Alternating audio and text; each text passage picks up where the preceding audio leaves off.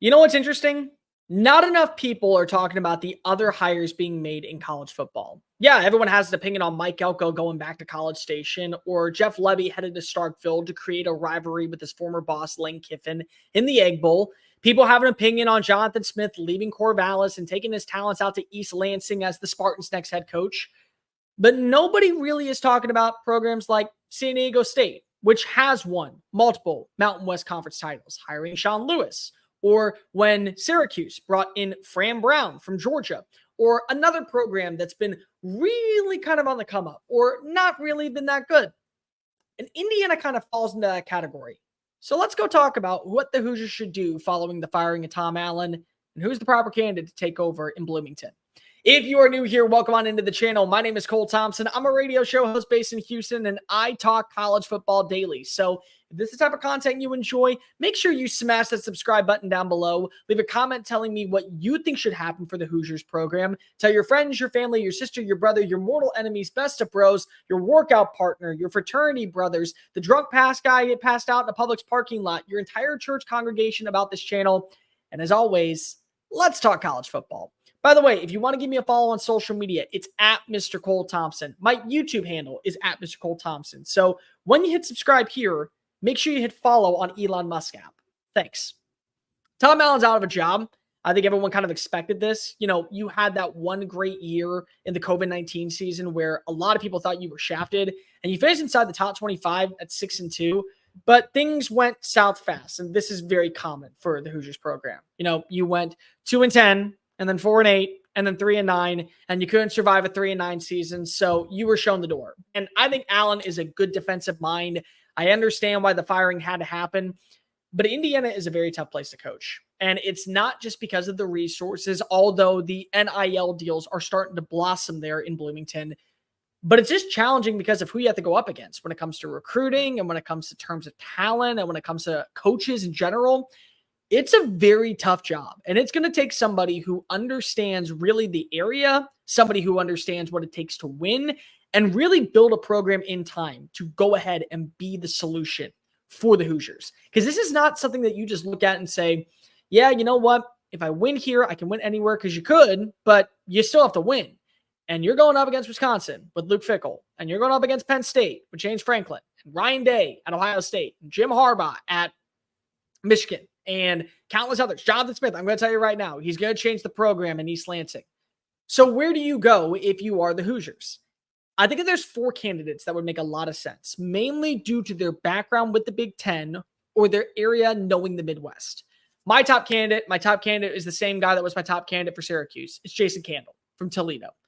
Jason Candle has had incredible success. And in large part, it's due to the fact that Toledo is one of the richest teams when it comes to putting in efforts for the MAC program. The Rockets have always had the resources to be a good team, and they were great underneath Matt Campbell. And then Jason Candle comes in, and in year 1, he goes 9-4. Year 2, he goes 11-3. And then they take a little bit of a dip, but the last 2 years, he's gone 20-6. He's 11-1 this year. The only loss they have, and the thing that's probably keeping them back from playing in a New Year's Six Bowl, is that game-winning field goal by Illinois in week 1. They wanted an 11-1 span since. They're playing in the MAC title game this weekend. Give them the resources, give them a little bit of time, and trust that NIL is going to be effective in Bloomington. Because the guy understands the entire Midwest region, Ohio, Illinois, Indiana, Michigan, Minnesota, and he's gotten results. The offense has always been fundamentally sound, whether it be with Logan Woodside at quarterback or whether it be with having an exceptional run game or the ability to have good receivers like Deontay Johnson. They've produced NFL talent. Kareem Hunt came from there. It just takes time.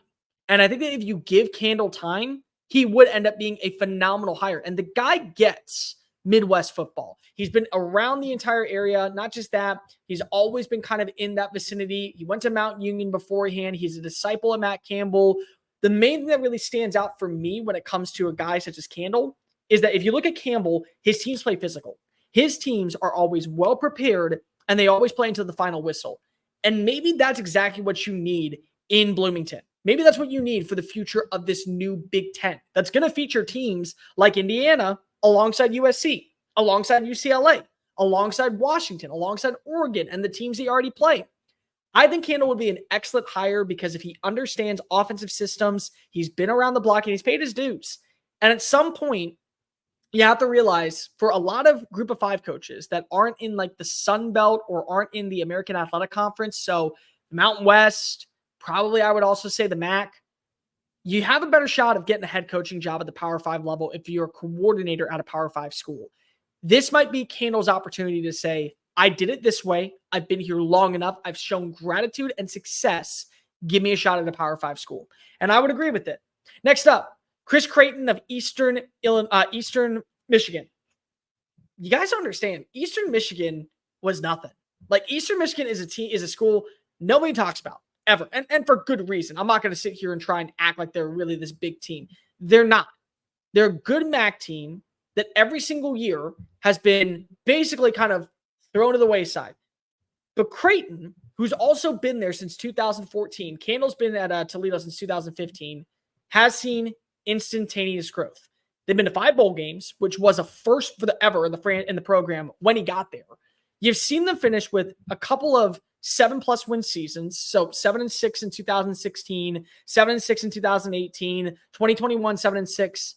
This year, they've gone now to their 3rd consecutive bowl game, which is a first in program history. And you see the physicality of this offense. He's got players that would probably also transfer and could be good enough to at least set the tone in a brand new era of the Big Ten. I think he'd be a good hire. I really do. And he's been a head coach before. This is not like, oh, he was there forever. No, he was at Drake before that.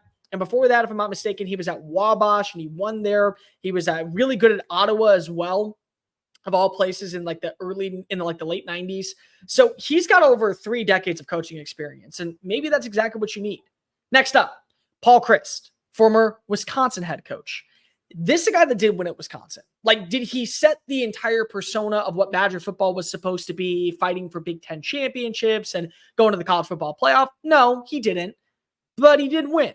And he was always in the running to be one of those coaches that was probably flirting with making it to the Big Ten title game, whether that be losing to Ohio State or Michigan State or Michigan. But he went. They went 10-3, 11-3, 13-1 to begin his tenure. He went to 2 New Year's Six bowls. And on top of that, when he went there, he also finished in the top 10 of the AP poll, and he finished in the top 10 of the college football playoff rankings.